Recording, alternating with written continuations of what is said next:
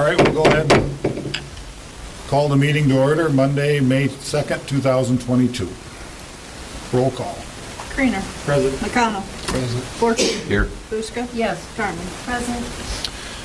Next, we'll have the consent agenda, and that's approval of the agenda, approval of the claims, approval of minutes from April 18th, 2022, approval of minutes from April 26th, 2022, approval of excavator license for Randy Hovey and Casey Hovey, DBA Hovey Enterprises, Inc., and approval of pay request number 1 for $13,722.50 to Blazek Corporation for the cyclone and classifier replacement project. So moved. Second. Amy and Jan? Carmen. Yes. Buska. Yes. McConnell. Yes. Creener. Yes. Fortune. Yes. Next, we'll have staff reports, starting with Public Works. Okay, CIT will be here next Monday, the 9th, to start their contracted cleaning for the year. We did send out flyers informing the people that will be affected. They went out Friday, so they should get them sometime early this week. Updating them on where they plan to go. We will try to update them daily to get an update from CIT on where they'll be for the day. Hopefully they'll be in contact with us and let us know that. I know they did a decent job last year after we got on them to let us know. And we will post that hopefully on Facebook and the MediaCom station. And then we did an Arbor Day tree planting on Friday, April 30th. This year we did a red oak in Beetle Park for Nick Rupert. We had a great showing there for the ceremony, and it was actually the 150th Arbor Day celebration.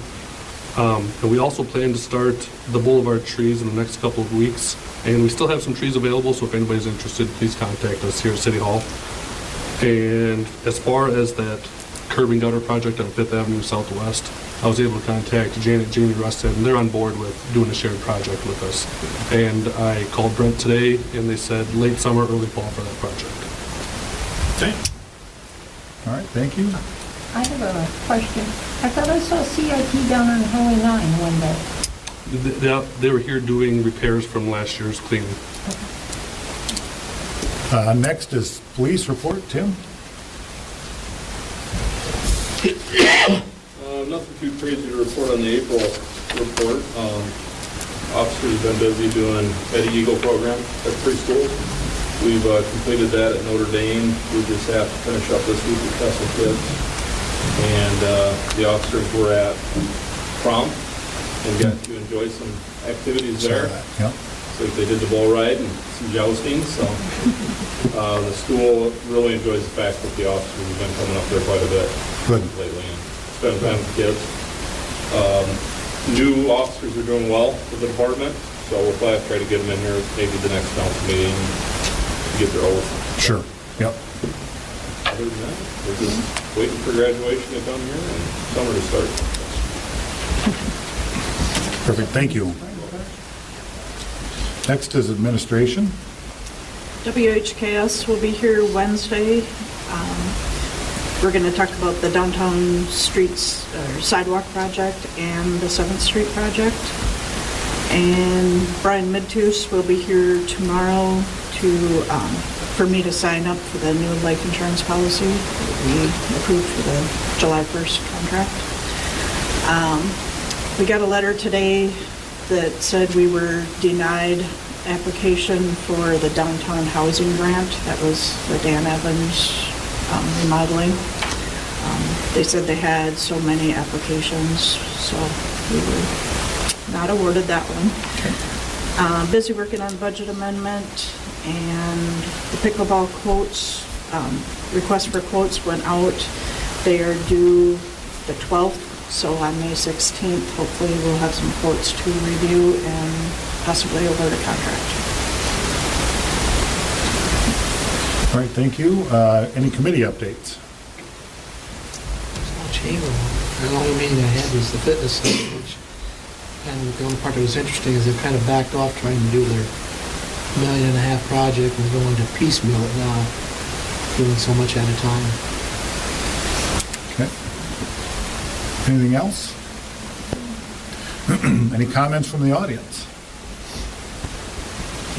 If not, we'll move on to our business items. Number 1 is Tim Wilson from Dixon Engineering to present maintenance inspection report recommendations for the big water tower. So I'll start out. You can come on up here if you want. Okay. Yep.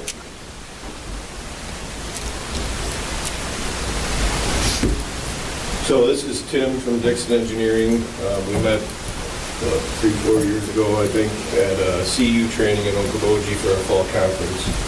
And he had a booth set up, and I was intrigued by what he had for information on cleaning water towers and doing our inspection, which led us to doing our ROV inspection last year.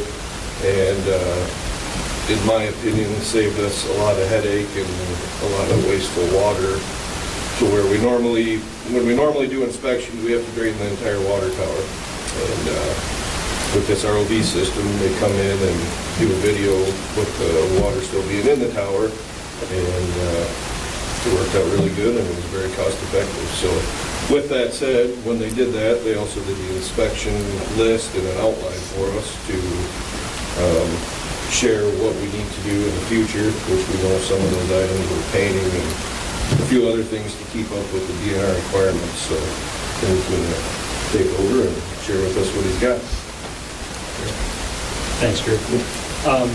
Again, I'm Tim Wilson. I'm a project manager with Dixon Engineering. I've been with Dixon now for, this is my 4th year, and for 25 years prior to that, I was doing much like what Drew's doing.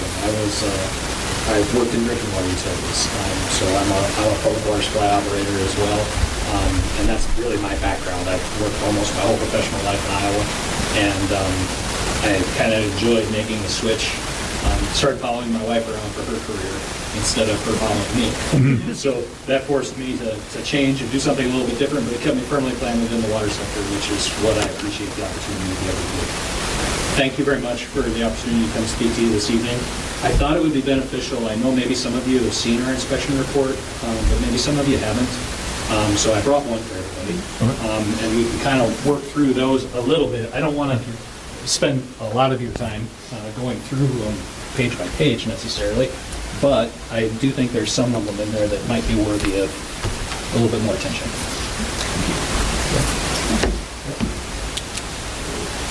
And I have more if anybody else isn't here. If we were here April last year, in fact, so it doesn't seem like it's already been a year, but we were here April of last year to perform the inspection on the tank. As Drew mentioned, we did perform an ROV inspection, which is basically a robotic submarine, remote controlled operated vehicle that we were able to put into the tank and view what the wet interior of the tank looked like, what I would refer to all the water surface contact areas as we consider the wet interior. And there we're particularly interested in coating, to better understand the coating condition, coating life expectancy, and what potential needs the tank could have in the future. We also inspected all of the exterior, but we're able to do that visually from just being on top of and around the tank. I'll back up just a little bit. Dixon has been around, this is our 41st year as a professional engineering firm, and this is old. So if you said, Tim, when we're done, can you want to talk to us about a roundabout or a street improvement or a water main project? No, we don't.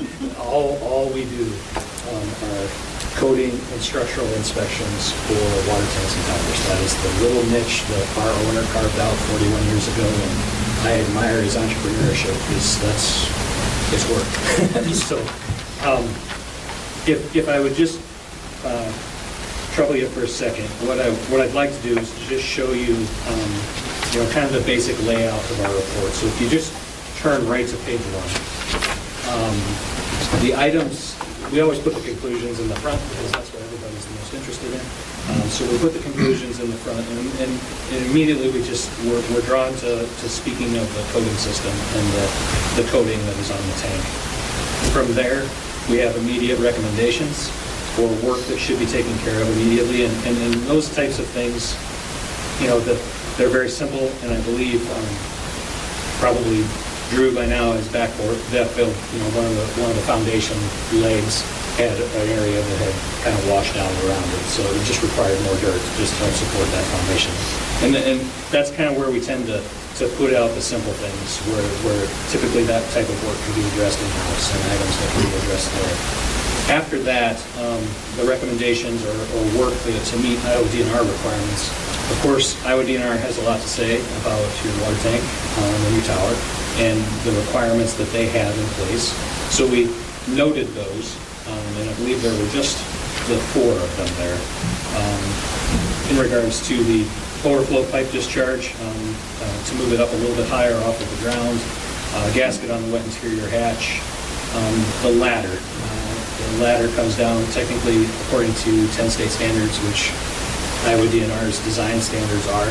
A leg ladder is supposed to be 12 to 15 feet off of the ground so that it helps to prevent unauthorized access. To me, I'm a big safety person. I was on this tank, I was part of this inspection crew. And anytime the leg ladder starts 12 to 15 feet off the ground, it requires the use of an extension ladder. And using the word safety and extension ladder in the same sentence makes me jittery. Because there's entire chapters of OSHA code dedicated to extension ladders, but getting that ladder up 12 feet would satisfy all of the NRS requirements. However, we note that there is also a vandal guard on this one that prevents unauthorized access as well. And in many cases, they've granted waivers and things like that, but it's our responsibility to point that out. And then a sample tech. Very minor things, minor details. On the next page, these are kind of more of the bigger items, and they're related to work that it is the most cost-effective and the most efficient to perform when the tank is refilled, when the tank is rehabilitated. So we recommendations with the next paint project. For this particular tank, we recommended in the next 1 to 2 years a high-pressure exterior wash and an overcoat. So you're at a point where the life expectancy of the acrylic coating system, we pulled chips from that coating, had that work analyzed. We know the tank was painted in 2009, overcoated in 2009. The typical life expectancy from our experience on an acrylic system is in that 12 to 13-year kind of time frame we're at. So we're still in good shape to be able to apply an overcoat on the exterior of that tank, and that involves a process that would high-pressure wash the exterior to help create a surface profile for the next coat of paint, basically, to stick to.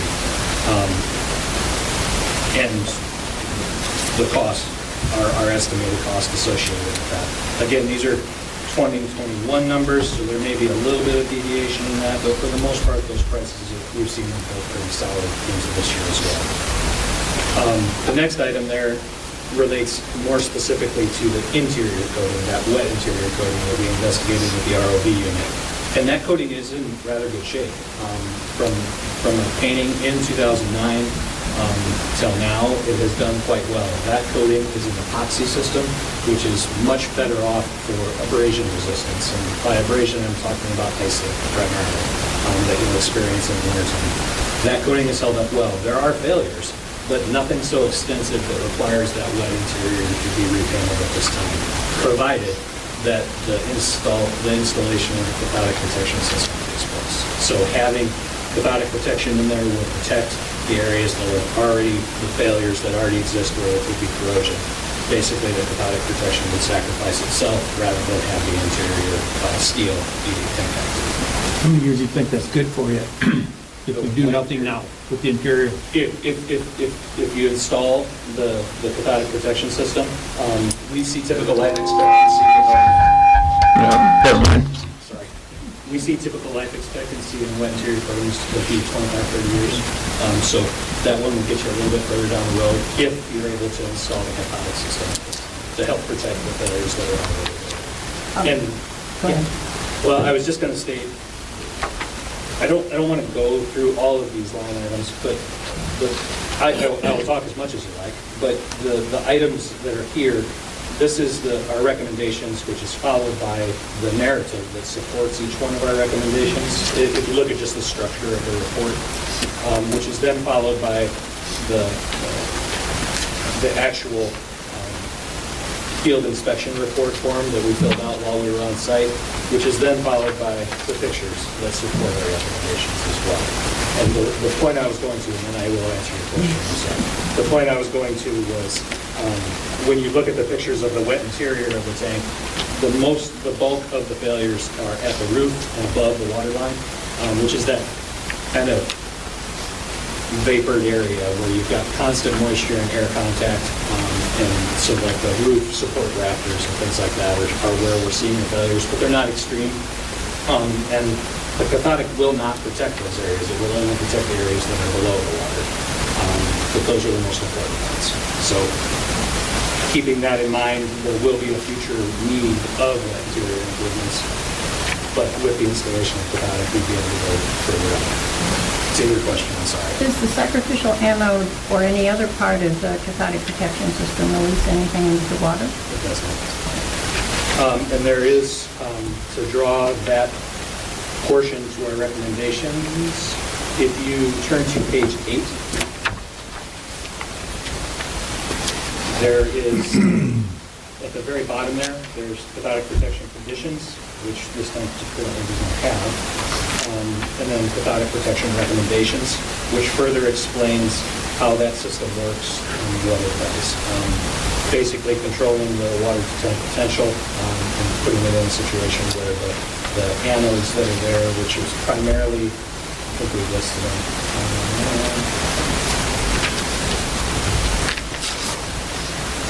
No, we don't list the specific type of anode, but it would be very similar to what you potentially have like in your hot water heater. It would be another metal that will immediately sacrifice itself down and then allowing the corrosive action of the water to attack the sidewall of the tank.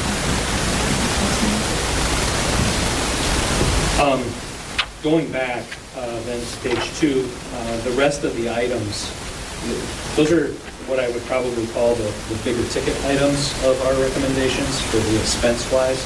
The rest of them are primarily related to safety. And safety is important to us as a company. Our company carries ridiculous amounts of insurance on me to just be on tanks. But at the same time, we look at it from a perspective of anybody that's going to be on top of the tank, whether that's you and his team, whether that's the future inspectors, whether that's paint contractors, for that matter. The analogy that I often give is if you're a paint contractor and you're on top of a tank, hanging on for dear life, trying to paint the sidewall or the belly of the tank, how good do you think the paint job's going to be? So that the more opportunities that we have for installation of increased safety measures, it allows them more places to rig, it allows them more places to be able to secure themselves so that they can focus on the task at hand, which is getting more information.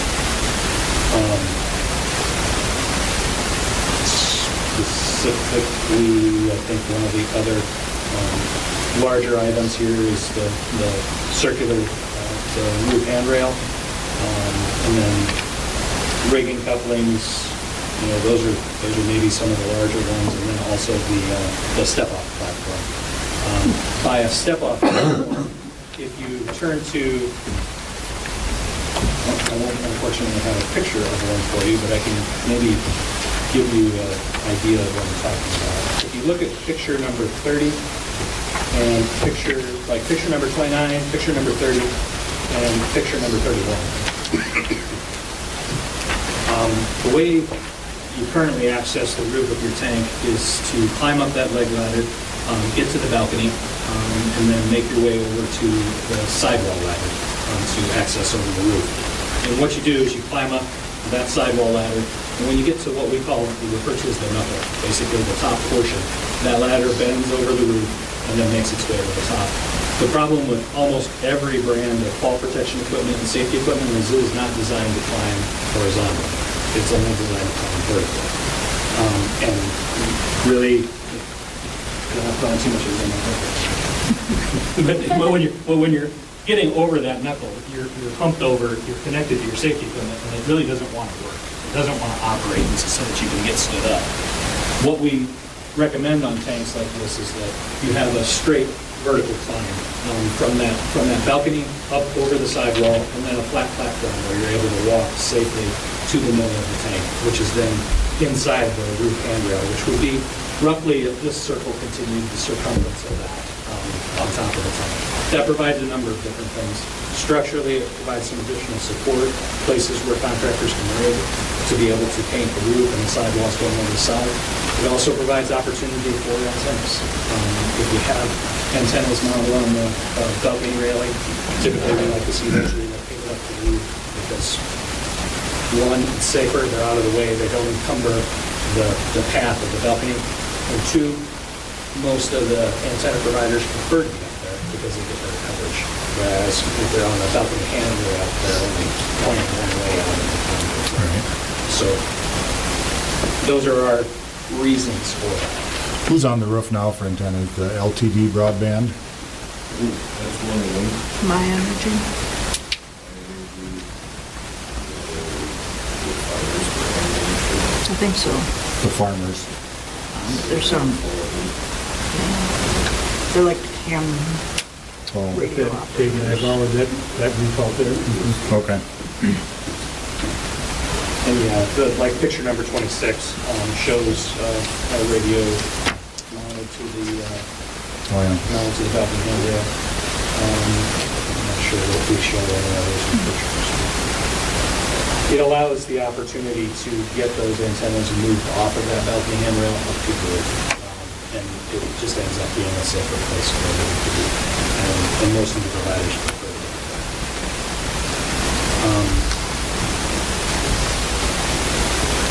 Other items that are listed there, another big, not necessarily a big ticket, but an important one for safety.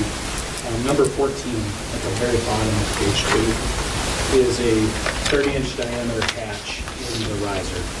So if we go to picture there,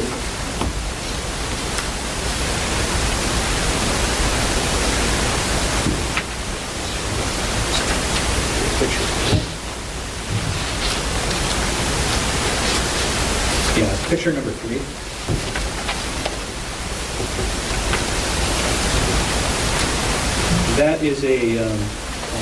That is the riser. That is the area where your drinking water is making its way to the top of the tank. When the wet interior of a tank is cleaned or inspected and drained and inspected, that is the access point currently to be able to get in there. Now, we didn't go in that riser because we inspected it in ROV from the top, but it would provide an opportunity if there's ladder already in there, that would be how somebody would access the top. More importantly, from our perspective, I believe that is a 24-inch manway. In today's standards, it's not as much of a standard as it is a positive improvement. We recommend a 30-inch manway. In the unfortunate event that somebody, whether it's an inspector or a contractor or whoever is in the wet interior of that tank, maybe painting it in the future or performing some maintenance, if they're injured, you have to figure out how to get them out. And today's rescue baskets, if you have to immobilize somebody and strap them in a basket, the geometry of the size of that riser pipe and the size of that manway, you can't make the corner. So a 30-inch manway is recommended just to be able to lower that person down and out the manway and be able to bend to get out the. So that was our recommendation for that 30-inch. And just scan through here and see if there's anything more specific that would be a question. I see one of the cement pads was kind of crumbling Yes. under a leg. Yes. So the foundation improvement there to be able to put that spot, How do you deal with that? form it back up, create a surface with which to be able to re-straighten it, Yeah. to correct that spot. The other one that was big and it goes along with the conversation that I just had about the manway is the wet interior ladder. Your tank currently does not have a wet interior ladder, so there is no actual access to the bowl, inside the bowl from the roof or from the floor, unless there's a ladder that runs. So that ladder helps to provide another point of access to be able to get in. And what year was that put up, that tower?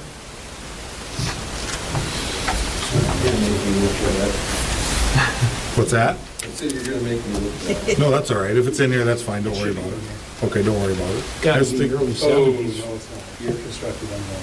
You must not have had it.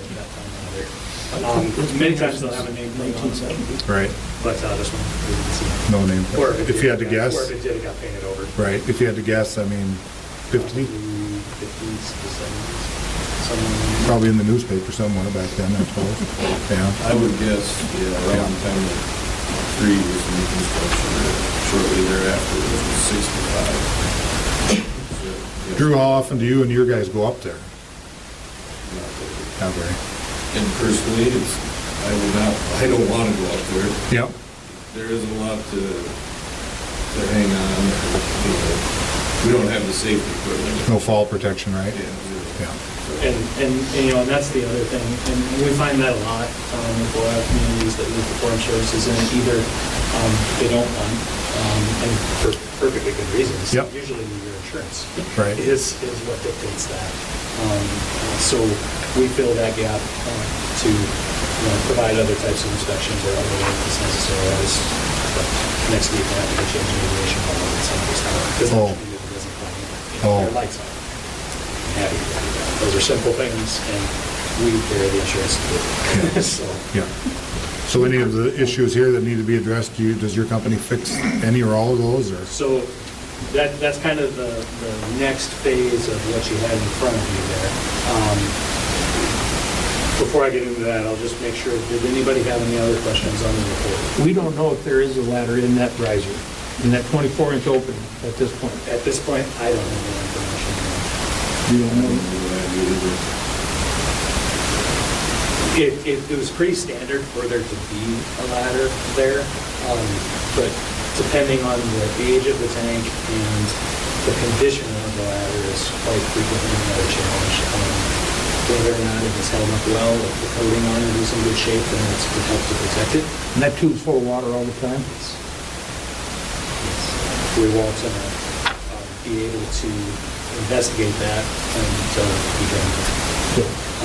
And at that point, you know, that ladder isn't 100% necessary if you install the wet interior ladder from the roof down into the bowl, which is why we recommended that.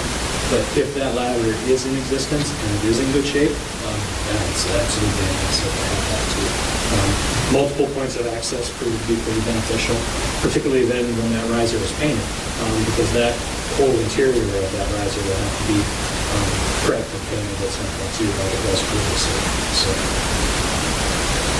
When you put a ladder inside, will you just come straight down the center to the bottom of the tank, or will it come off and go down to the sides?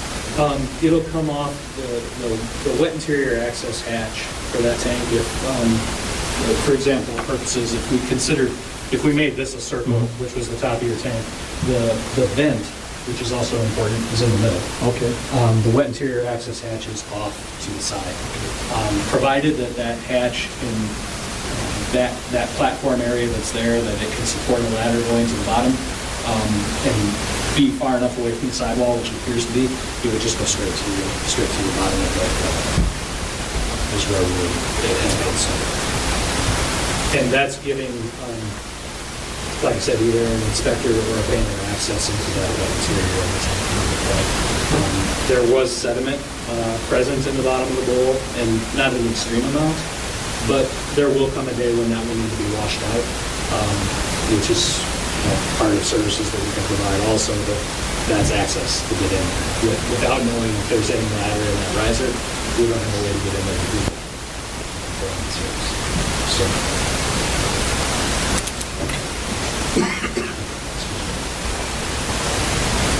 Did anybody have any other additional questions on the report? I didn't want to spend all reading going through it. It is great reading, you know, if you're tired later or having trouble getting rest.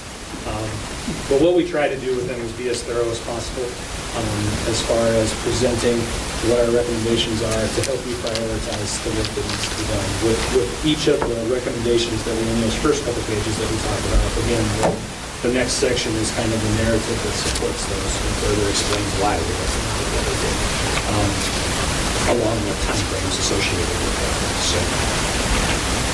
So if we was to take these recommendations and act on them and do these changes, expect another 50 years out of that tower? If a tower is properly maintained, it can survive in 50 years. There are many tanks that are much older than this one, but they do need to be cared for. Provided that you take care of the wet interior of the tank, which is by far the most important part, and take care of the exterior as well, because everything else that can affect. And it's a reflection of the community. It's a reflection of the drinking water. It's a reflection of the work that your community does. If they're properly maintained, there's no way. Steel is the neat thing about steel is even when it does have challenges, it can be fixed. Corrosion, fitting, all of those things, if they exist, they can be repaired. As long as the tank is repaired and maintained appropriately, it can continue. There's no 50 years from now. But I mean, the thing that often happens with managed water towers is they outgrow it. So maybe they need a larger one or something like that. But typically, those are usually the only reasons why we would replace it. Unless it was neglected, which this hasn't been. But I've been in communities where the tower was neglected for so long that it is no longer cost effective to repair. You've done a great job. It's not in that situation. What would it cost to replace it, roughly? When I started in the drinking water business 20 years ago, and then probably that number survived for almost better than half of my career, it was $1 a gallon. Is what new construction cost was. Somewhere around 2008, 2009, the community that I worked for, we had saved $1 million. That was the utilities plan, was to build a 1 million gallon tank. In 2008, 2009, it went to $2. So we built a 500 gallon tank. Sure. How big is it? 500,000? That was 500. Today's numbers that I'm seeing, just because of crazy steel prices, I've seen anywhere from $3.5 to $5.5 a gallon. Really? So it's gotten crazy. So if anything, it helps further reinforce the assets that you have and taking care of them, because they're getting much more expensive. They were always expensive to replace, but it's now getting really expensive to replace. If we don't keep recoding it, then would we possibly have to do like a lead recapture? Yes, and thank you for bringing that up. We do have lead-based paint on the exterior of this tank. If you turn to page...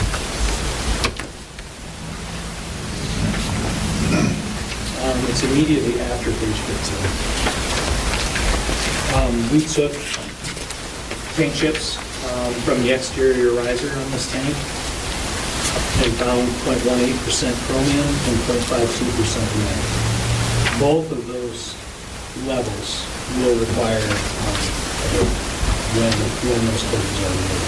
Now, those coatings are deep. Okay, so you've already gotten the 2009 was an overcoat from the acrylic system, so that isn't where the lead is. It's under that coating. It's deeper in there. So when we take coating samples, because we want to get all the way down to bare steel to make sure that we're seeing all the different layers of coating that you currently have. This tank will support our recommendation, and I will want to perform some more testing on it as the temperatures warm up this year to verify that the adhesion is still adequate.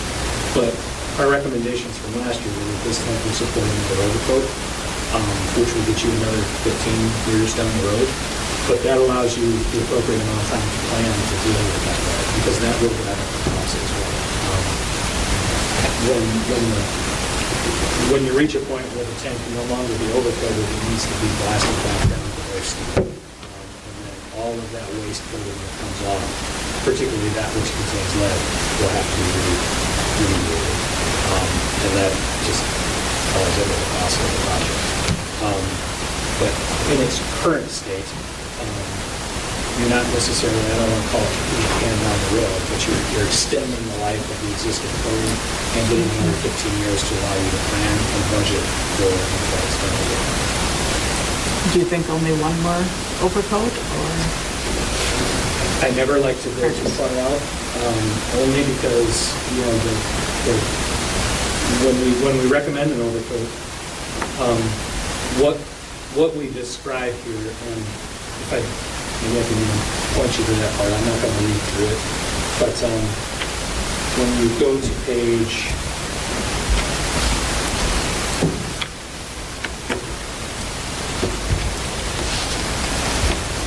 6 talks about the current exterior coating conditions, and page 7 talks about the recommendations. And I've pointed your attention immediately to the second paragraph on the exterior coating recommendations. So the recommended procedure when we perform an overcoat is to wash the exterior of that tank, specify that tank be washed somewhere between 5 and 10,000 psi. Now that's a big priority. Right. What we're driving towards there is to have that contractor remove any coating that's not tightly adhered, because we want that off. Because when we're going to stick that next binder coat to it, we want it to be firm. So we'll also do a texture. It won't be textured quite as much as your ceiling, but what 10,000 psi does to an existing coating system is it really does texture. It creates a surface profile on there. It removes anything that's loose, but then also creates that surface profile for that next binder coat to stick to. And that is any areas where the paint comes totally off, then obviously that has to be put back up. Paint bars are clean and put back up. But for the most part, what it does is it removes kind of that top coat and gets us down to what we would consider the intermediate coat, the coat that is immediately underneath that top coat that you currently see. That's where we're trying to create that profile into the stick the next coat material. I bounced around your question. I didn't directly answer it. There's certainly potential that you could get another overcoat and maybe extend your life about 30 years. But that would be something we'd want to monitor. At the end of that 15 years, we would do the similar type of evaluation, make your recommendation, adhesion testing, making sure that the existing coating is still strong enough to support going on further.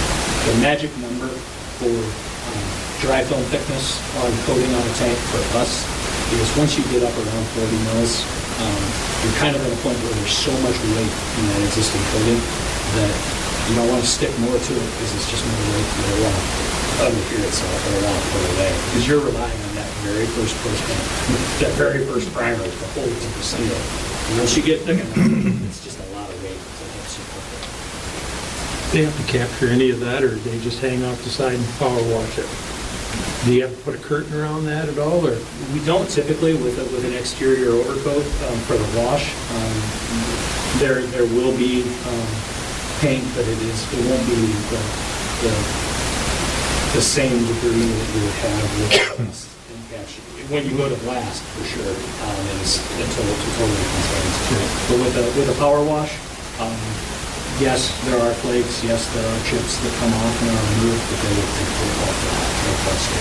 In your paint system, they paint what, a foot away, and it just dries by the time it hits the metal. And for our recommendations, when we put the specifications together for an overcoat, that will not be sprayed.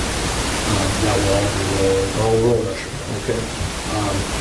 And two reasons for that. One, without containment, if you spray, it's airborne and it's a mess for everybody. But two, from our experience, when a contractor spray applies coating, it's not as consistent. You see areas where the dry film thickness ends up being much less here, it's higher in the middle, shorter on the sides. And they go fast, but it isn't always getting the thickness that we want to see. Every coat of paint that is put on the exterior of that tank, so after that surface profile is done, there will be a coat of prime. There'll be a spot prime coat of any areas that were totally removed. There will be a full coat of prime. There will be a full intermediate coat, and then there will be a full top coat. So another 3 coats of paint are part of that overcoat project. Every one of those coats has a specific mill thickness that needs to be met by specification. And we only see the consistency in that when it is brush or roll. Like your mat. And that's. Why is that? I witnessed the last painting and the cleaning and the sandblasting, because I happen to live right underneath it, so I got an interest in that. So 100%. And there are, I can't tell you that it 100% will fall flat, but the amount of residue or remains from a power wash event is substantially less than dust. The dust from a blast is extreme.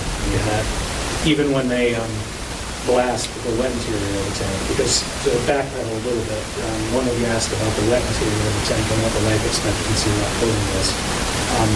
We never recommend an overcoat in the wet interior. So when that coating reaches the end of its life, it will need to be blasted. You never overcoat the wet interior, because that is your point of contact with the water. That is arguably the most important part of the tank. Nobody sees it, but it is the most important part of the tank. We never recommend overcoating the wet interior. So they blast in there.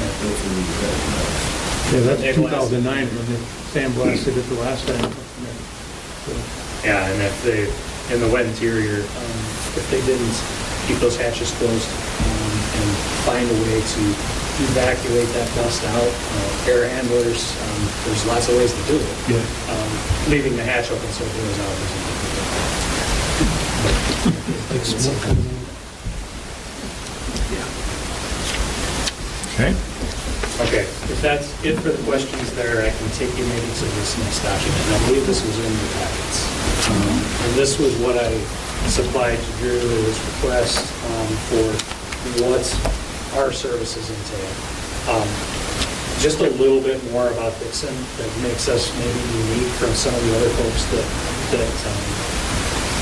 are in this sector that do sort of similar work. I'm not familiar with very many companies that do exactly what we do.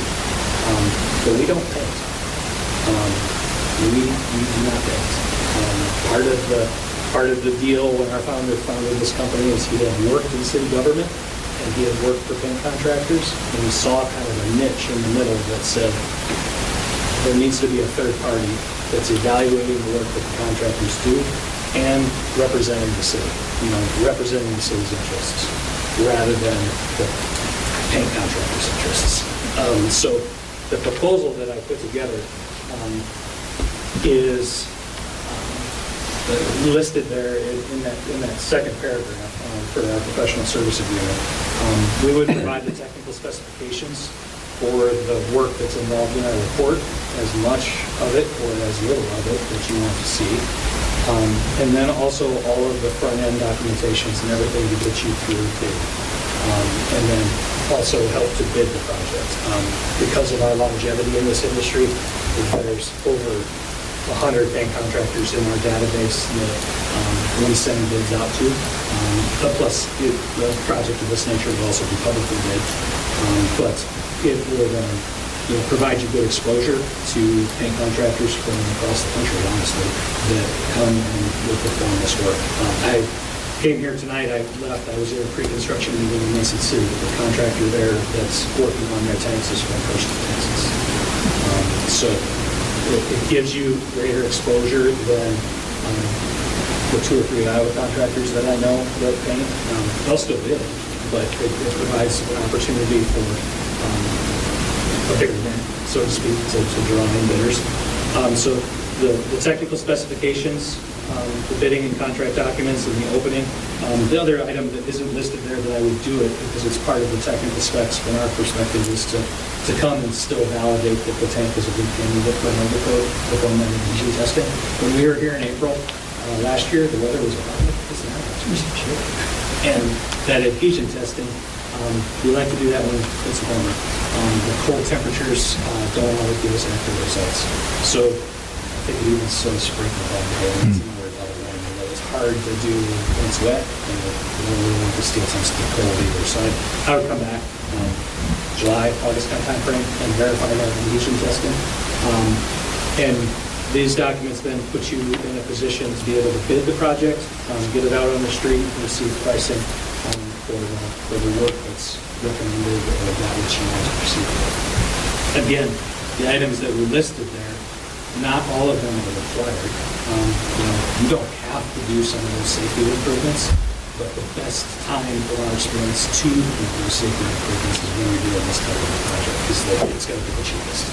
If I ask the contractor to come here and install a roof handrail for you, for just that, the price would be extraordinarily expensive. Sure. But to lump them together is the most appropriate. From there, this agreement gets you all the way through bidding, specifications and bidding. And after a contractor is awarded, and again, we would be part of that process of making the recommendations and finishing the notice of award for whoever you were comfortable with, and our research and experience into that contractor.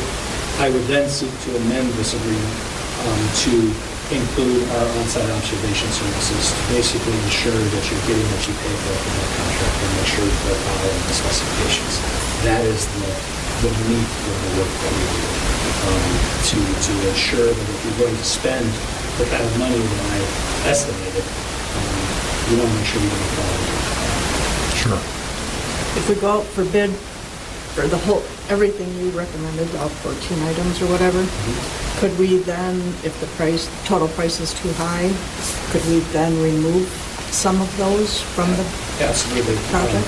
I would recommend leaving the coding work in what I would consider the base bid, and then the other items, you could list all of them individually as line items, and the process would allow you the opportunity to be able to remove those.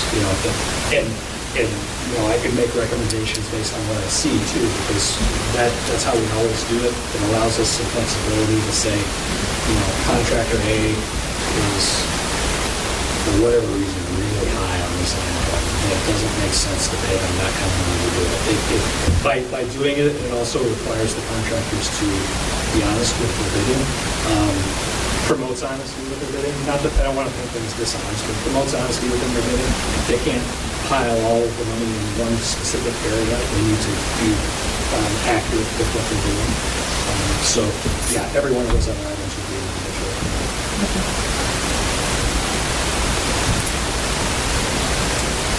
Any other questions?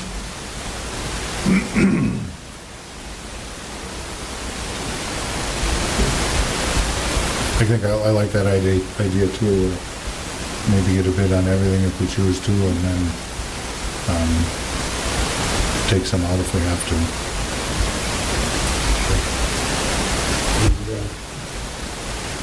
I think the ones that, you might, of course, I never like to see anyone come to sacrifice because I think they're all very good abilities. But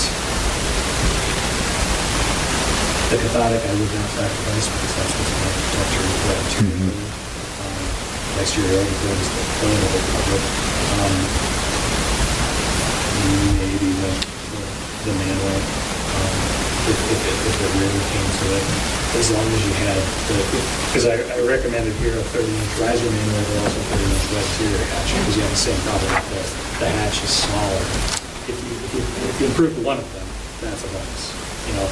I don't want to pick them apart, but there's opportunity for that. If push came to shove financially, that it wasn't all affordable, we could certainly sit down and pick the ones that are going to get the best bang for the buck. So we're in May right now. If we chose to go ahead and get bids on this, what are the chances that they would get painted this year? You certainly could. You could. I wouldn't like to get any of these bid packages out on the street for fall work anytime after July. But there's plenty of enough time for us to be able to put that package together before then. Or I think when Drew and I had previously talked, we were thinking more about a 23 project. Right. And if that's the case, we would want to get the bids out probably early fall if it was going to be spring work in 23, or that same kind of time frame before July if it was going to be fall. Which you felt would be the best price comes if we did it out soon. Spring of '23. Correct. We're trying to push it in there now, these people have a bunch of work. Yeah. we may not get the right, price on it. The other challenge associated with it is, the tank will have to be on service, to complete this work. What do you think of downtime? 30 days, 60 days? For an exterior overcoat, it depends largely on the contractor and the weather. Spring can be almost sometimes more challenging than fall, weather-wise. At least I'm sure it is this year.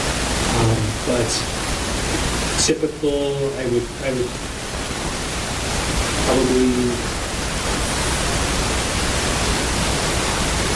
4 to 6 weeks at the very least. And I wouldn't anticipate all the 6. But promise you something you won't. But I think 6 weeks would be more for this one. It depends a lot on the contractor.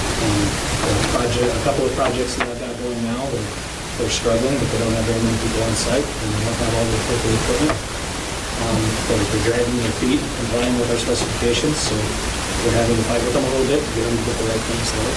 But then I've got another one where they showed up with 9 people for a crew and multiple equipment. They'll have 2 tanks done before they go out. So part of the reason I mentioned I would amend after a contractor is awarded, because that helps me to understand who it's going to be, how quick they might work, and then what level of observation is going to require from this initial There's a lot of situations where the low bidder, as you're all aware, low bidder isn't always quality bidder. But we do what we can to work with them as well if they're awarded the project, but we know up front that if it's a low bidder, like that other project that I mentioned, it's that community is maybe paying us a little bit more to offset what they're saving, because we're having to spend that much more time with that contractor to get them to get quality. So it's a double system. In round numbers, how much does that supervision cost? If we provided full-time inspection on this job, probably somewhere in the neighborhood of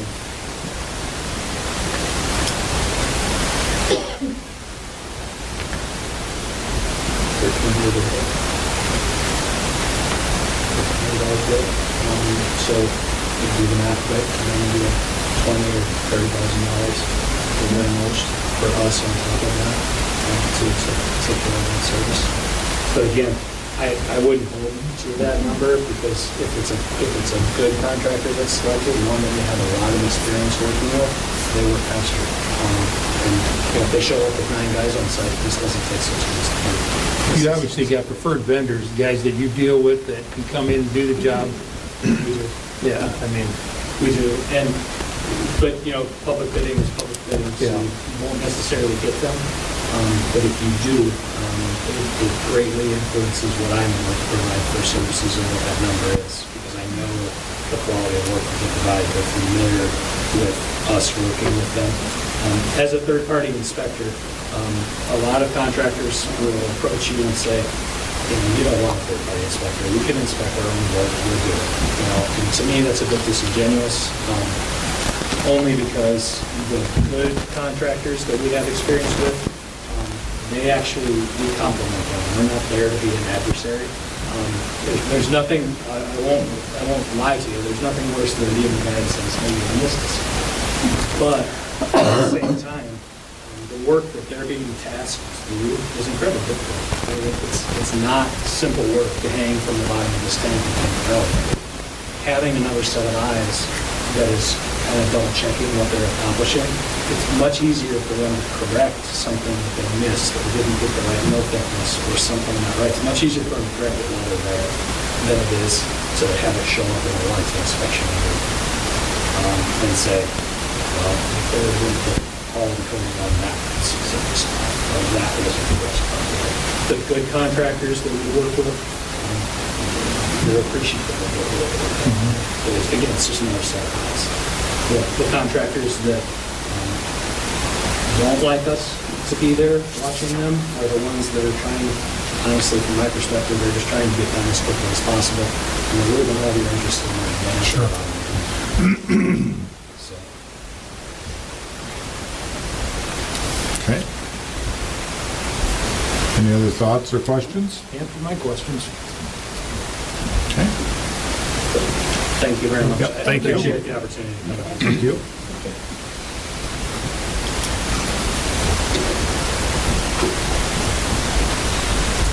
Next on the agenda then, could be a resolution authorizing the mayor and city clerk to enter into a professional services agreement with Dixon Engineering for the 500,000 gallon water tank rehab project. You just need a motion for that? If we want to move forward with it, yeah. Yep. Second. Gary, you second?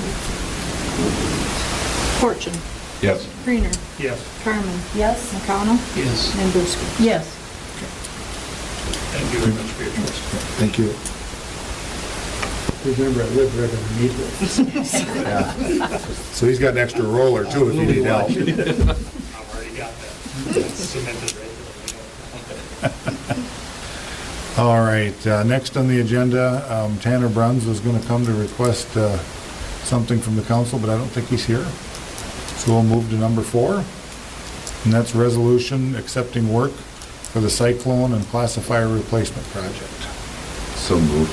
Second? McConnell. Oops, sorry. Go ahead. McConnell, Carmen, Yes? Buska, Yes. Fortune, Yes. and Creener. Yes. Number 5, discuss water rates. We talked about it at the last meeting, and I know there's a couple of you that have had some thoughts about it and want to talk about it a little more, so the floor is open to what we want to do there.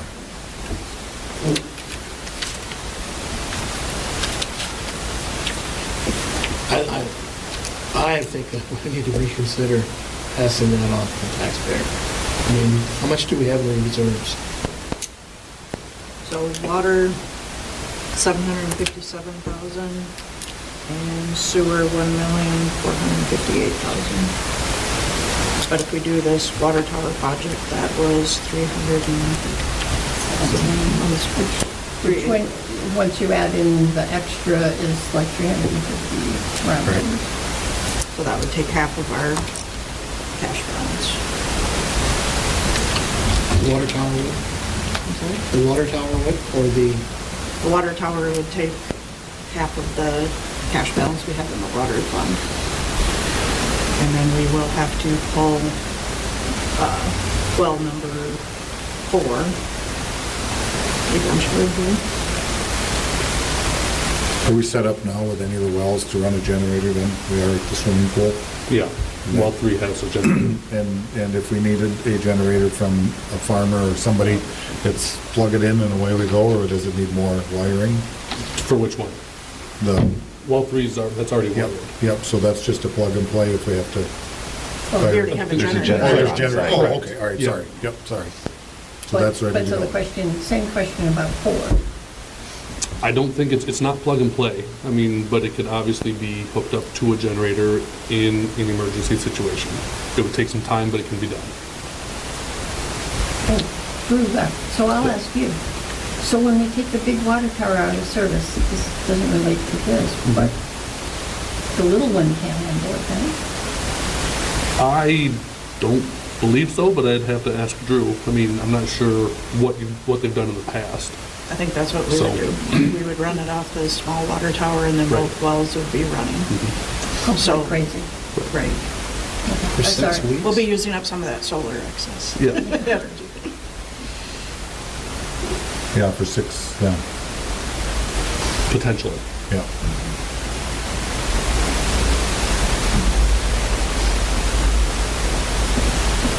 So that's the other thing we'd probably, I don't know, I'd have to check and see when it was last inspected. We'd have to make sure that small water tower is ready to go before, you know. So I don't want it to go this fall. I don't think we're ready for it. So, Yeah, I think you I stand don't a think better we- chance of bidding right. this project into 23 and letting somebody. And whether come they in do on it spring or fall, we don't Yeah, we really gotta see if care. the small tower needs repair. Yeah. Yeah.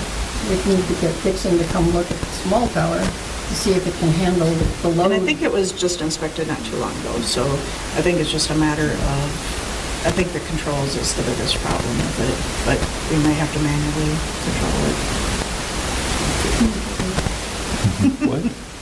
Yeah.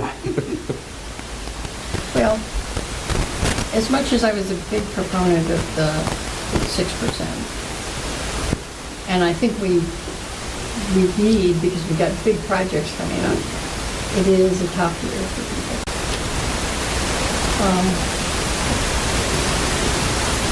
The polar vortex fee, I looked it up, will go off of the gas charges in March of 2023. So in 10 months or so. After we get through next winter, paying for gas at 30% extra. So I could live with a lower increase this year. I just fear that we'll have to take some extra next year, and all of us who've been on the council for a while remember how much painful that was. I mean, I see your point, I really do. But I think hitting the garbage fees at the same time with the 6% increase, you know, there's gonna be some squabbling. And I think if they saw that we did a lesser, you know, sewer and water increase this year, knowing that we have to do it next year. Because also, we could be showing that, you know, hey, we got the water tower's gonna have to be done. And I still think we're gonna have some repairs in the little one too. I got that feeling because, you know. Because nothing is ever easy. Yeah. I would could live prefer a with- smaller I could increase. live with that, with the understanding that we all remember tonight and that there may be pain coming down. But, yeah, it's a tough year for people. So you're thinking more like 3% or 2%? 4. 4? For both water sewer? Or do you want to talk about one at a time? Those figures are on your last By the way, I'm not talking about Cresco Foods. I'm Yeah, just we talking need to about the address regular. that separately. residential. Yeah.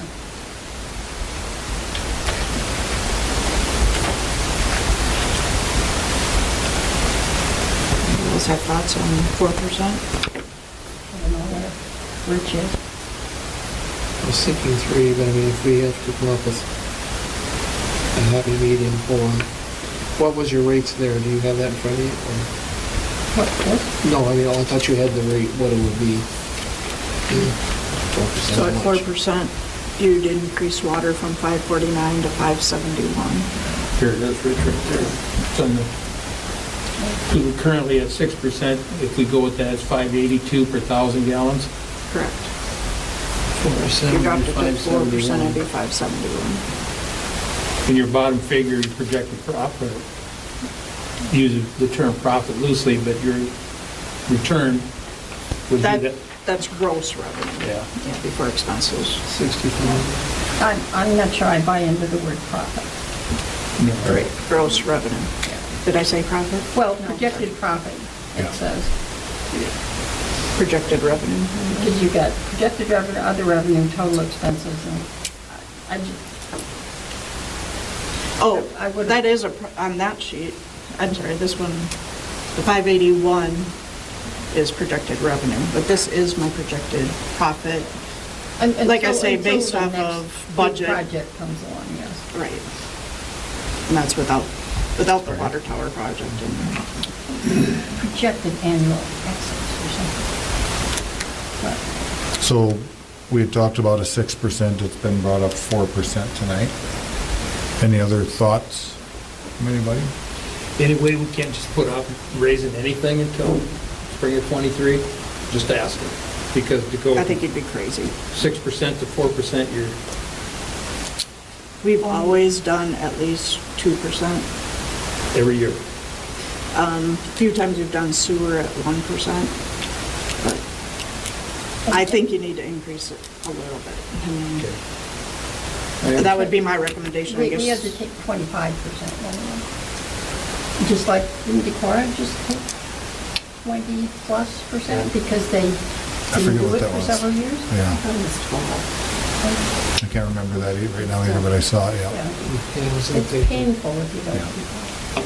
And it ain't gonna get any less painful going forward with the way things are going with this stuff, so.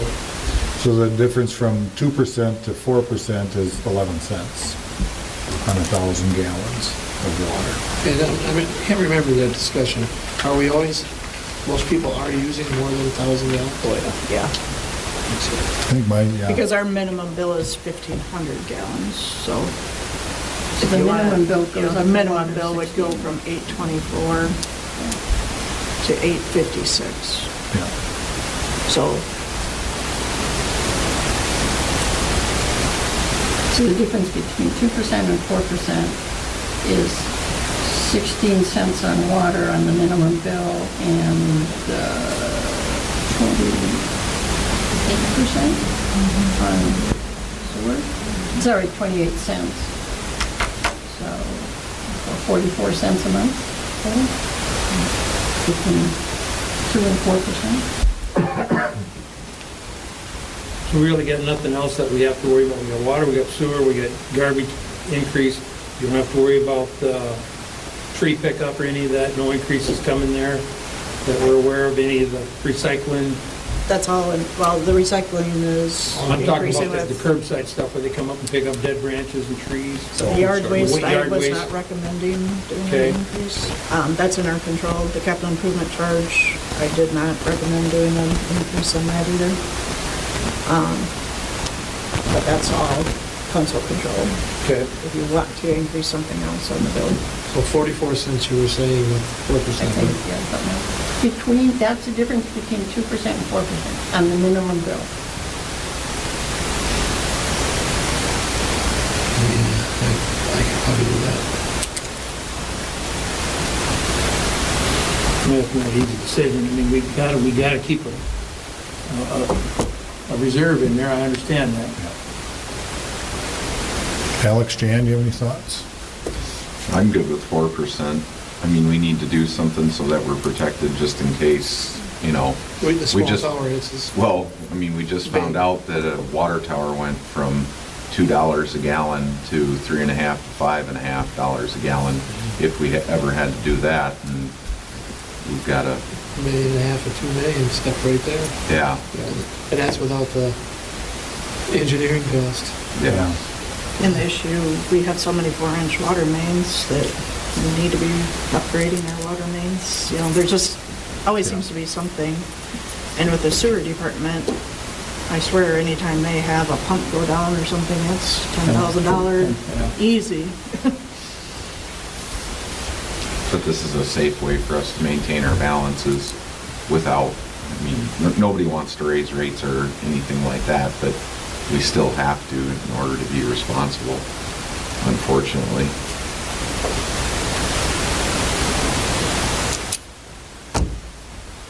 Any thoughts, Jan? Yeah, I have some.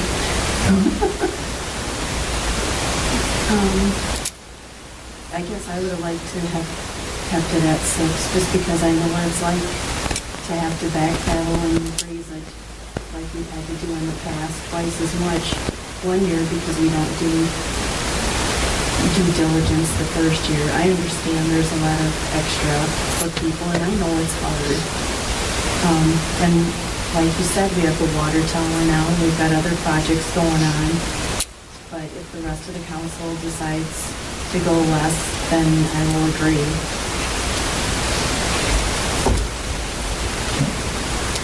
I'll go to 4% with the understanding that we gotta keep reserves up and where this is gonna lead us. That's 4% for residential, not. Yes. Yeah. 4% for everybody except, we then need to set the sewer rate for the I'll make Cresco the motion at 4%. 4% for water and sewer. I'll second that. And then, let's do set the industrial, the Cresco food rate as well. Just as an aside to my motion, but not part of it, this doesn't lock out looking at the vacant house. It's just that we need to think about that some more. That's what I think like this summer or something, we need to answer some of those questions we all came up with and then be ready for next year or whenever we could do it at any point. We could always add it. So the motion has been made for 4%? Yep, but let's talk about the industrial. You don't want to do that separate? Well, I guess we can. but- Just, Made and seconded. yeah, Okay. yeah. All right, we'll do that. Greener, Yes. McConnell, Yes. Fortune, Yes. Buska? Yes. And Carmen. Yes? So then next would be the industrial agreement. So, I guess you can see on that form, they're currently paying $7.92, and this is strictly the sewer. They pay the same water rate that everybody else does. Okay. This is strictly sewer based on the flow. So they have other charges as well. They also pay for their BOD. So that's on top of their water rate here. So we have never increased that, or for a long time, we have not increased the BOD. They're paying $7.20. I had asked a couple of years ago about increasing that, and the engineers basically said this is kind of the rate. I mean, I can check with them again, but it didn't sound like there was much play in that rate. So I would say we worry more about that flow, the rate per 1,000 gallons. Where they're paying $7.92, everybody else is paying $9.19 currently. So I've been trying to get them up. So a lot of times I'll like double, like if we do a 4% for the residential, I would do like an 8% for them, which an 8% would be $8.55 per thousand. So that would. How many years, Michelle, did we miss where they had their fire and then we had COVID? We've always increased some. I've never not increased. Okay. But I believe that was last year or 2 years ago when they had the fire and they asked us not to increase as much as I had wanted to. And I believe we did just the same increase that we had done for everybody else. Okay, I don't so think I've ever done less than what 2% residential. then? Yeah, it was like a 2% that year or something. We only have one industry account that gets a special water rate, right? Correct. Only one qualifies under. So in our ordinance, it's called the industrial agreement rate. So if somebody else were to qualify, they would get that same rate. Wait, you said water? We have somebody who gets a special water rate? No. The water. Oh, okay. Sewer rate, right? Sure. I thought I'd missed something. Sorry. Did you get back the selenium test yet? Not yet. Why not the same water sewer rate that residential pay? Usually That it's- was way before my time. I don't know usually why. it isn't. Yeah, I mean, The- I'm just asking, the biggest user water, biggest user sewer facilities in the community? I mean, Well, if we look at it, the amount of attention that they require, I mean, we have our wastewater superintendent going out there and doing samples out there and trying to stay on top of it. Plus, we've had the spills, which granted, there's a fine for, but there's a lot more work. In my mind, there's a lot more labor that's dedicated to them to Yeah. justify a difference over what a residential customer would be. Just because we're sending Mike or we're sending whomever over there to do the extra testing that we're requiring now because of issues in the past. On top of that, when I looked at the violations a little more closely, they had like 3 of their violations was dumping water. They had to dump their silo. And like, at one time, he spoke about a leak in the seal, and then they basically said, well, they just had to empty out the silo. So they dumped 104,000 gallons. Yeah, they have tanks over they can pump water to so they can balance it out. They can treat it themselves before they send it to us. Right. I mean, it's equalizer, that's all they do for going to your wastewater, but it just, to me, it seems like if they're using that much water, and then they gotta dump a tank, then their water cost should go up. Well, they have 2 separate meters. They're the only ones that we meter the water actually going in, and then they pay on an outflow meter, so their sewer is based on exactly what comes to us, because they do take a lot of it out, and it doesn't come to our sewer plant. So we actually have 2 separate meters for Cresco Foods. Yeah, because they have a fair share that they pump the tanks that they have trucked out as well, because we can't accept it. So, Well, where are we gonna go when the selenium is out of spec? They're gonna have to, well, we don't know if it's out of spec but I yet. mean, if it happens. Well, That's then, like what Mike said, it's going to be their responsibility. I don't know what they'll do with it. we haven't heard back on that report yet. No. So you said typically we would, if we raised 4, for residential, we would maybe raise them 8? That's just kind of my Yeah. rule of thumb, but you guys, you can basically pick whatever. Well, do you have something in mind, Alex? If we look at it, so if we go off of 2 years at 2% increase, and normally we would double that, we're 4% in the hole. So we're doing 4% this year, it would be 8% traditionally. And then if we tacked on another 4%, then that puts us at a 12% increase to balance out the 2 years that they had hard times. I mean, I would look at 12 to 13% myself, just to bring everything into balance. Okay. I don't know, how does everyone else feel? Oh, that's a big one. So, I mean, they're gonna, I mean, because part of the issue here is you get corn. They're moving a whole lot more sewage than I'll bet anyone else in town, right? I mean, forget what it's made up of. And almost everything in the world, your marginal price decreases as your amount increases. Just like we do on water. If you're buying a zillion gallons of water, you're paying less for the top 10,000 gallons. So, you know, on the one hand, should they really be paying the same way we are? On the other hand, they are really a problem.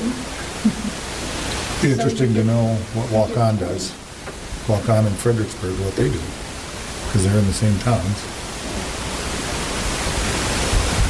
So we have to set the rate. We need to, Yeah. yeah. Yeah. so what you were talking about, I would see easily 8% increase in water, but I'd like to see a higher increase in sewer. Well, Well, they don't get charged a different rate for water. Yeah, because they're just charged a different rate for sewer. So they're going to see a 4% increase in water, just like everyone else.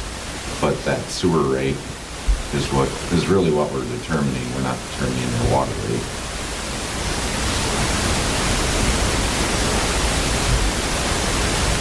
So you thought 12-ish and And sewer. on sewer? On Water, sewer yeah, only, water. I'm sorry. Water Yeah, side. on Yeah, 'cause sewer. that's what I thought you were talking water. No, water- Yeah, the water sorry. side. So the water rate would still be the 4% Yep, increase? yep. But the sewer rate would be 12? They're not harsh on water, are they? I don't believe so, no. I guess before we actually take. Well, the them up industrial there- agreement does not, it's only the outflow, so we can't do a different rate for them. You can't pick and choose, or we charge I'd one probably person. propose 8.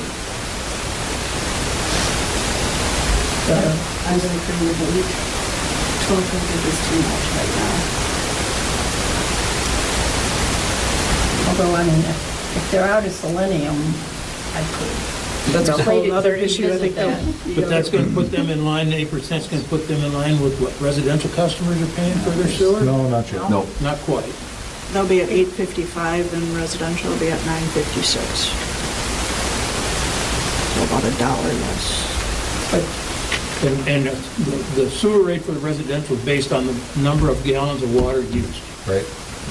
I take in 1,000 gallons of water, I pay for 1,000 gallons of sewer. They take in 1,000 gallons of water, but they do this, this, and this, and this, and they only pay for 800 gallons of water going into the sewer. Right. 'Cause At a we reduced monitor rate. that. Yeah, because we monitor it's that. kind of like having a yard meter. I mean, I have a yard meter, so I. And you pay a for- separate bill completely for that. Same as mine, Well, yeah. actually, it comes in the same bill, but I don't pay sewer on it. Yeah. But that's a whole separate metering system, so. But we have to do that outflow because they do haul a lot of it away. So, to charge them on the water coming in wouldn't be a Yeah. fair. So we've got 112 and 2 8 so far. You know, I'm fine with the water at 4%, I just, Yeah, sewer one. it might just, you know, they might just utilize sending more water elsewhere, out on tankers and stuff, On the sewer side, you on the mean? sewer side, Well, good. you know, and out of our sewer system. Yep. That's okay. Yeah, but the only way to initiate that is, I mean, there's gotta be some motivator for them to do that. And the higher increase would do Yeah. that. Maybe I'm looking at it all wrong, but No, I'm definitely want to increase it.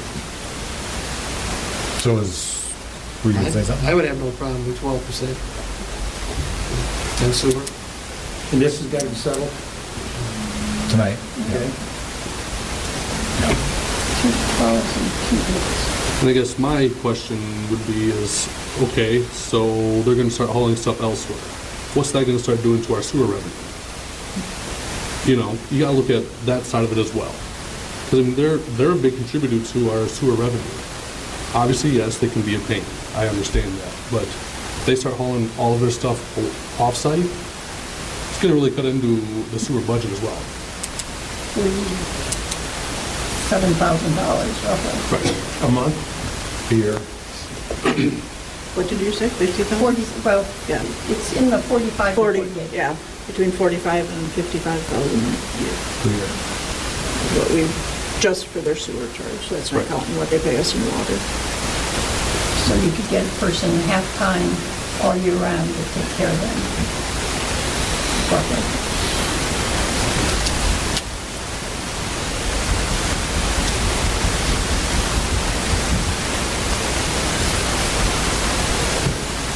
Any other thoughts on your end down there? Otherwise, then it's up to somebody to make a motion. And we'll see where it goes. And you're going to put it at what, 10%? Me? I mean, I'm just looking at the crowd in general. I've heard 12, I've heard 8. Are we going to, Well, do we take the average between both and settle it at the middle road at 10%? I mean, the difficult thing is yeah, Nate hit the nail on the head. If it were to get trucked out, it would greatly impact our sewer revenue, but at the same point in time, as far as our natural progression for billing, we took 2 years where we gave them just the standard 2% that Yeah. the rest of the taxpayers did. And yes, they use more, yes, it generates more revenue, but currently they're 4% behind where they would traditionally be at. Because they had hard years, and we took that into consideration as a council. What's a normal day of their discharge? Would they say 20-some thousand gallons? Look how many Well, they tankers that discharge would be. 415,000 gallons a year. so- Well, and the other thing is, look at the price of diesel. Oh, Yeah, my. look how many tankers That's a that would be. I don't think they'd be doing many tankers. So the difference in an 8% raise to a 10% raise is 50, 60 bucks, right? On the average. On the average month, if you went, the difference between an 8% and a 10% is about 60 bucks. Difference between an 8% and a 12% is about 120 Per month. per month. Difference. The 12% would be $120 a month higher than an 8% raise. Is what it looks like. So if you went from the current rate to a 12%, that would be a $400 per month increase. I'll make a motion for 8%. A second it. Okay, we've got a motion for 8%. Amy and Jan, any other discussion? Thoughts or questions? I think it's enough. Roll call vote? Buska? Yes. Fortune? Yes. Greener? No. Carmen? Yes? And McConnell? So passed at 8%? Passed for, yep, 8% for majority. And then, this is really not official at the next meeting, we'll have the public hearing, and then the first reading of the ordinance, and it'll take 3 readings of the ordinance to pass. But remember that if it does not pass, they won't get any increase. The rate will stay at what it's at, so I'm just. We can only do this once a year, the increase? I guess you could do it again, but it would take 3 more readings? 3 more readings, so it'll be 2 or 3 months Okay. down the road before they get an increase. Understand that? Yeah. Makes sense? All right, number 6, set public hearing to amend chapters 92 and 99 in the City of Cresco Code of Ordinances pertaining to water and sewer rates. Second. May 16th? I'm all screwed up on my... Okay, Buska and Carmen? Yes, yes. Creener, Yep. McConnell. This is setting the public hearing. Okay, yes. Fortune, Yes. Buska. Yes. And Carmen. Yes. Number 7, discuss proposed downtown crosswalk project and Public Works Committee recommendation. So, was it after last meeting? I Yep. guess? The Public Works Committee went and walked the sidewalk downtown. What our goal was to see the condition of the sidewalk and to determine if we thought that the whole sidewalk has to be replaced in with our project, or if there were certain sections that were in such good condition that we could maybe exempt them from the project. And then we also looked at the curb and gutter. It was, I'd say, unanimous that we think it's in such poor condition that it would all need to be replaced. There's a couple places and a couple businesses where it's newer, but it's such a small section that it would cost more to try to tie that little section in probably than to replace it all in the project. I guess I just want to make sure that the council is in agreement with that. Reminder that the curb and gutter is assessed to the property owner. 50% paid by the city, 50% by the property owner. The sidewalk portion would be 100% paid by the property owner, unless part of it is the ADA ramp, because the city will have to pay for the ADA ramp portion of it. So if you're in the middle of a block, that sidewalk would be 100% to that property owner. So before we proceed, and I guess we need guidance for when we meet with WHCAS this week on how to draw up the plans, so that when we go out for bids, we've got the project kind of decided. Does anybody have any feelings? I guess I have, I mean, I understand what you said about having the pieces being too little to kind of like bother with. On the other hand, there are property owners who already went out and paid for it. They put new, and now we're going to assess them again because they're just too small to bother with. So what is being proactive gets you to build? You know, the bad part of that, Amy, is that the contractor's gonna come in, look at that, and he's gotta go down 2 blocks and then quit digging and quit tearing out, and then he's gotta jump around and go to the other side.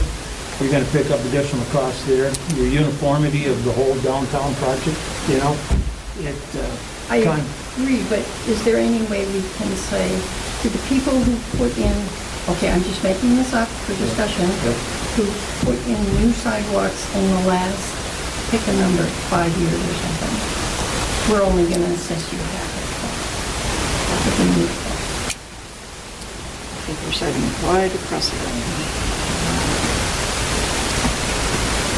I don't know if the city can pay for it, you know, if it's written in the ordinance, that the sidewalk is the property owner's responsibility. How many are you Can we looking legally at? use taxpayer money to pay because we feel bad for one property owner? Less than a year. Yeah, less than a He's year. the only one that's within the 5 year, because the other block from hometown up to the alley there was 7 years. 2015. So we're looking at just one person. It's for a new sidewalk. Well, let's see, Bill is, What about the eye doctors? Is that still there, or did they include that? They might have new too. Yeah, I don't know when they would have done it, but it looked like it had been replaced. That was pretty recent, I think. So it'd be 2, is what you're saying? From what I can remember. Would it be such a thing that we could put some of that COVID money towards the whole project, or all of it? And not the COVID money, ARPA. ARPA, there you go. Thought we already funded that. Not all of it though, right? Yeah, We not did? all of it. I mean, just that, I don't think you'd want to put it towards any of the business owners because our next assessment project, when we have to go and assess 7th Street, they're gonna come back and say, well, you paid for part of the downtown, how come I have to pay 100% of my assessment and you gave them, you used grant money? And that grant money is gonna run out, we can't keep using it on assessment projects. So I think, as bad as it hurts, and I mean, I'm hurt by it too because I own property there. You gotta be consistent. If you make an exception, it's gonna bite you. Unfortunately. Yeah. And we can run it by WHKS and say, too little piece of sidewalk, what do you think? I mean, Because you do want it to look consistent, that's one of the things you want out of it, because that that one block that was has put in color. there has the different edging on it too. You know, your whole, talking which we may find it, the whole slope, everything might change. The grade on that, it might have to come out regardless of what our thoughts are. true. So if that curb is raised up higher than what it's currently at, I mean, there's a lot of variables out there. I think we just need to find out what they recommend and go from there. If, in other words, you're thinking it could have to be redone anyway, Could have to be redone anyway because it don't meet specification. with the rest of them. It's for sure that the curb is in really bad shape in a lot of downtown. Right. Yeah. And in front of the And- post office too, I'll just mention that. And we did notice some of the alley approaches are probably gonna have to be replaced as well. So, we went out with trying to get a narrow, and skip a bunch of it, and we actually added to the project, so. See if we send you guys out. Well, you literally, you gotta start from the bank and go all the way to the corner, new. I mean, it's just, otherwise it's just a hodgepodge of piece here, piece there. So the next step would be to, if we decide we're gonna wanna move forward, then the next step is WHKS. And they've done a lot of it already, right? So they did some work on this middle section. They have not looked at this section at all. The post office and that. First So- Street. Or which section you talking? Pardon? This would all just be Oh, all okay. street. No, this is all just North Elm Street. So, like from Bill Myers to, I don't know, the eye doctor, and from CUSB to the middle of that block. They have not looked at that at all, so that all has to be added. So their next step then would be to go in and do some analysis, see what the project will entail, and try to get us a cost. At that point, once we kind of get a cost and an estimate of how much is city, how much is the property owner, then we would like the Public Works Committee to go and talk to each individual property owner, explain the project, and at that time kind of have a rough estimate as to what the cost will be so that they have an idea while they're talking to them. Some will be positive, some will be very negative, I'm sure. There's several that own several properties on there, so it's going to be expensive for some of these businesses.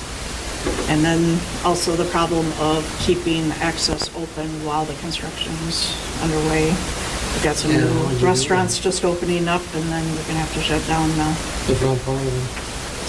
So, We're actually looking on, what, 23 in this? I don't see it possible. absolutely not going to happen this fall.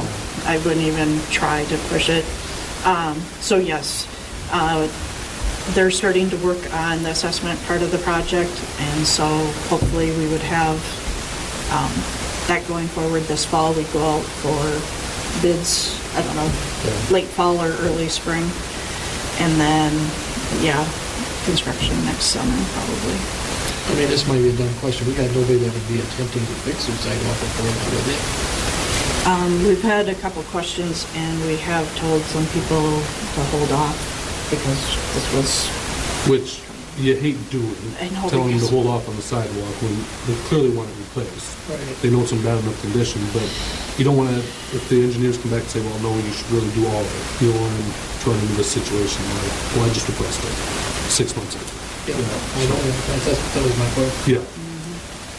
So they're supposed to come in and get a sidewalk permit before they replace their sidewalk. So if we were to see anybody come in with a permit, we would, definitely tell them at that point.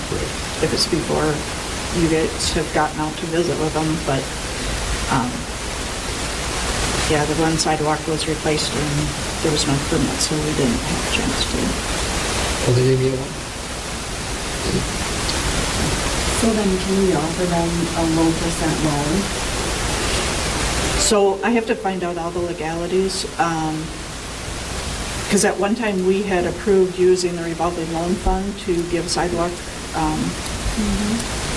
low-interest loans. One person applied and then they ended up never using it. So we've already kind of got that set up in the revolving loan fund. But I believe what would be, the better thing would be to add it as an assessment, which would give them 10 years to pay it with their property taxes. And add it in with the curb and gutter. But we're kind of verifying to make sure how it gets done. So, but yeah, I would say if we can't do it as part of the assessment, because that's usually a pretty low interest rate too. Maybe we look at the revolving loan as an option when we're going out to visit with these people and say, for the sidewalk portion, you could do it through our revolving loan. So that's something, once we get some numbers, maybe we'll figure that out That would soften it up a little bit. and see if we have enough cash in the revolving loan fund. Has WHPS said anything about pervious pavement? I mean, because we're gonna do a whole street and a whole stormwater redo because the city is shedding too much water. So the question is, how do we stop shedding so much water? Well, I know the crosswalks, they kind of shied away from it. I know, doesn't Yeah, I the don't con think you have wanted, I don't think, no, in the streets? I guess I haven't heard anything on the sidewalk. I guess I would be curious when you talk to them to ask them, because, I mean, West Union has it. So it's, and that's been in 10 years, I was gonna 10 guess. years? It was during the recovery from the recession, when all the money came out, they got a good grant. Just because we always put it off and we say, well, think about it later. And now all that means is we've got more stormwater to get rid of. And it's all going in the same place. So sooner or later, if we can do something to reduce it, we should at least think about it. And I don't know if it would work here or not, so I just asked. Just ask the question. Yep. Where does the stormwater from there from go? To come up by us? I would assume so, yeah. I'm assuming, I haven't even paid much attention. I think most all of it goes off the back side. Really, I would have thought it would have gone south. Yeah, like, well, when they put the dye in that thing, you would have thought it all would have went south. But it went south and north. So, I mean, I don't know where the fall line is all And at, maybe so. the fall line is the old railroad, Right, I'm not but really sure. I guess I just don't know. Yeah, But the argument holds no matter which direction Yeah, you're going. absolutely. Right, right. Thank you for, We're gonna have a busy So- 2023. Exactly. This, the water tower, and potentially the 7th Street. 7th Street. If that water tower managed correctly, they, like this guy's presentation, sounds to me like it's a lot more professional this time around. Looking at it, laying it out. We hired him to manage it, Chad. I was really impressed by it. Seemed to know what he's talking Because if you'd have seen some of the stuff that came the last time, it left a little bit to be desired. We'll leave it at that. I guess I was working here, but I was deputy member of the project. I don't know if they had engineers No. inspecting the thing, or if we just hired somebody to paint it. I don't. Yeah. I know the last time we did it in Ridgeway, I shouldn't say the last time, but last time I was part of it, they spray painted it, one of the hoses broke. Oh, Yeah. when they sandblasted that tunnel, or the inside of that up there, they had a hose coming from the top to the bottom, and he was dumping it in a truck. Well, the hose coupling broke about 35 feet below the water tower. They just kept on dumping. And sand coming with the north wind. Where do you suppose that all went? You have it out of your house yet? I had sand 2 inches deep in my gutters. Oh, Yeah, I mean, beating off the house, it sounded like hail. So, like I said, we'll leave it at that. yeah. All right. So I guess unless anybody will ask about leaving the brand new stuff, kind of looking at the stuff that's Yeah. 3 to 7 years old and see what they say on that. But I guess if you're all okay with it, we're gonna proceed. Okay? You need a motion on that? No. Not yet. You do need a motion to adjourn, don't you? Yep, that would be the next thing, I That is the believe. next thing, yeah. Amy and Jan made motions to adjourn. Fortune? Yes. Greener? Yes. Carmen? Yes. McConnell? Yes. And Booster? Yes. Meeting adjourned.